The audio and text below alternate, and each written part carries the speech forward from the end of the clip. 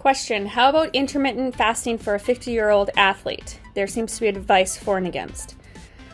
Personally, I don't like fasting. I mean, you can fast after dinner all the way up to breakfast, but I am a big proponent of fueling the fire. So stoking the fire with fuel in terms of that, some solid carbohydrates, hydration needs, and I'm just not a proponent of intermittent fasting. There may be some science behind it, but I personally have not put any stock into it because I've had great success just being consistent with my fueling, and that helps a ton with recovery. Many of us have athletic lives that are also parents and do full-time work. When there is extra time in our weeks, which sport should you get that time in? And should it be spent on one or three, or have the maintenance of all of them? Good question. What I like to do is kind of break up to your strengths and weaknesses. So if you come from a swim background, I would definitely spend more time biking and running. You are going to get more bang endurance-wise quickly with running, but you obviously can't do that every day. But if you have extra time, a long bike goes a long ways because some of that bike fitness can transfer over into your running.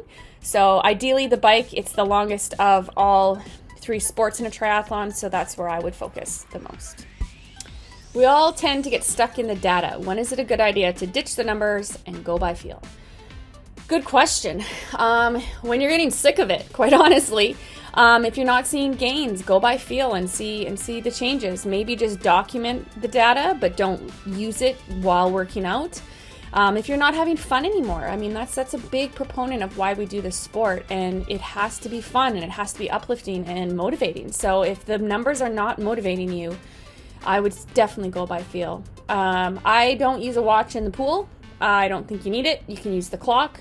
And really, when I worked with previous coaches, we just really used the clock and by feel again, because it's a different environment, and having to stop and start your watch, I just think is a waste of time, quite honestly.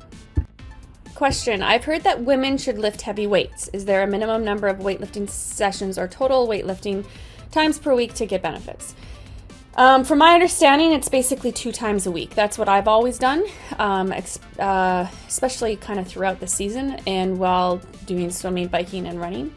You want to make sure that you don't bank them obviously back to back, but having, say, one Monday and another one on Thursday gives you enough time in between.